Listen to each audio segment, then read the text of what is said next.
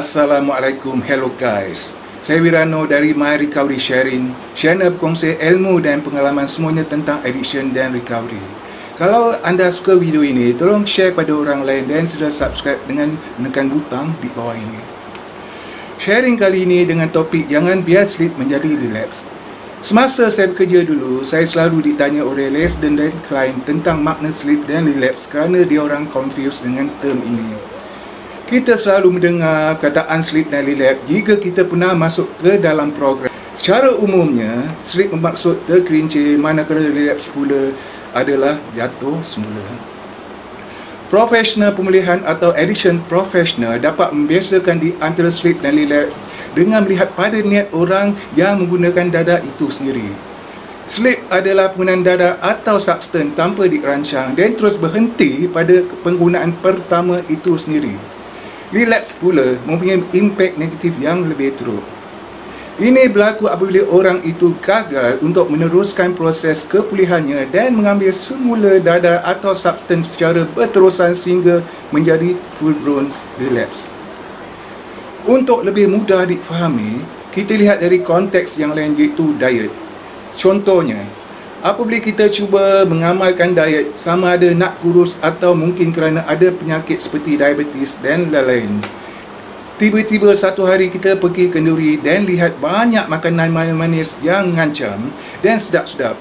Kita pun ambil makanan itu tanpa kita sedar atau ingat yang kita tengah diet. Ini berlaku secara spontan atau subconscious. Ini dinamakan sleep. Tapi selepas itu, bila kita sedar, kita berhenti serta-merta dari meneruskan tingkah laku tersebut dan kembali berdiet.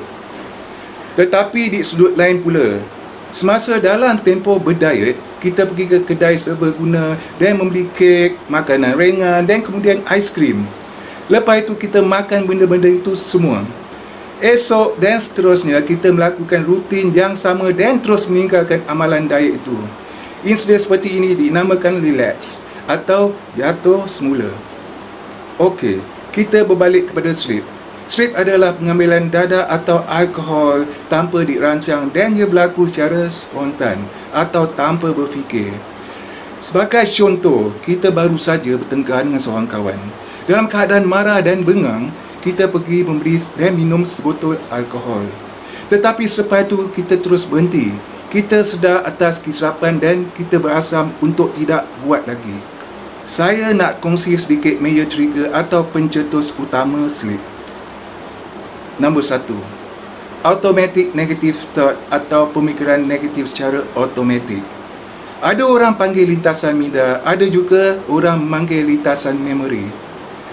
Semasa kita di dalam program, kita dilarang sama sekali tripping atau mengelamun. Kerana di peringkat awal kepulihan, pemikiran kita masih lagi terganggu dan apa yang kita fikirkan banyak kepada benda yang negatif. Kajian membuktikan apabila kita tripping, ia membolehkan minda kita berfungsi dengan lebih sempurna. Ia memberi banyak ruang pada otak berfikir secara positif ataupun negatif. Cuba bayangkanlah, kalau kita tengah marah-marah, ada menyimpan dendam, ada rasa bersalah, rasa lonely, boring dan sebagainya. Tahukah kita, pemikiran negatif boleh membuat kita merasa sedih, cemas dan stres. Jika mood dalam keadaan negatif, maka apa yang difikirkan pasti tidak baik. Yang kedua, overconfident atau merasa terlalu yakin adalah di antara major trigger kepada relapse. Saya pernah mendapat feedback dari klien-klien saya di antara sebab mereka sleep dan seterusnya relapse adalah overconfident. Mereka pernah test the water atau menguji diri dengan mengambil dada atau alkohol. Seorang klien pernah share dengan saya, dia pernah ada pekerjaan yang baik, ada isteri yang baik, rumah tangga yang bahagia, harta benda yang banyak, ramai kawan dan kenalan, dan merasai dirinya terlalu complacent atau terlalu selesa. Tidak payah lagi berjumpa dengan kaunselor ataupun sponsor atau participate dalam support group. Dia merasakan diri cukup kuat dan meninggalkan amalan dan rutin yang biasa dibuat semasa di dalam recovery. Di hujung cerita, sedar tak sedar, lama kelamaan dia telah relapse. Yang ketiga, meraihkan sesuatu kejayaan seperti mendapat kenaikan pangkat atau menyambut kelahiran anak dan sebagainya. Momen-momen positif dalam kehidupan ini boleh mengundang slip. Perkara ini selalu berlaku bila kita terlalu excited dan lupa do and don'ts atau pantang larang recovery. Kita terperangkap dalam false belief atau pemikiran yang salah. Berdengung sekali-sekala tak salah. Itu tak betul tu.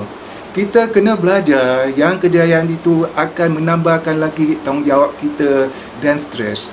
Jadi kalau nak celebrate pun berhati-hati. Jangan lupa untuk membuat perancangan terlebih dahulu.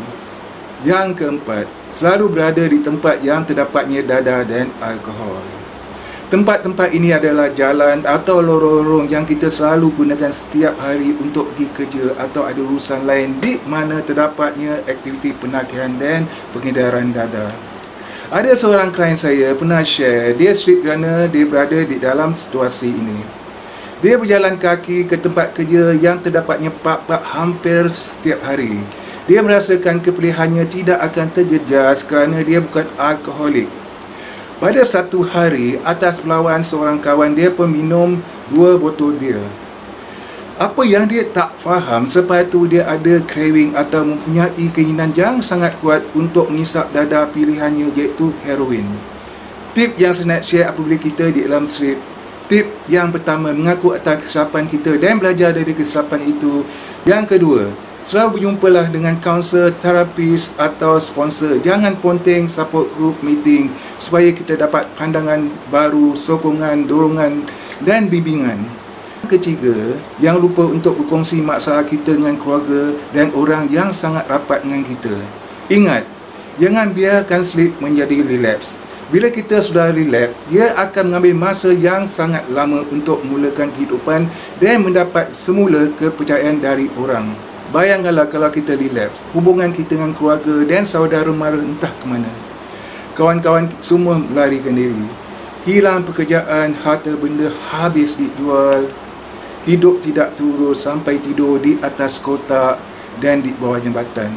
Yang paling teruk sekali adalah hilang self-esteem dan self-confidence. Jangan biarkan slip menghancurkan hidup kita. Tagline untuk kali ini adalah orang yang berjaya tidak akan mengalah dan orang yang mengalah tidak akan berjaya. Terima kasih kerana menonton. Tolong subscribe, share dan tinggalkan sedikit komen di bawah ini. Sehingga berjumpa lagi di sharing saya yang lain. Assalamualaikum, take care, stay safe and stay green.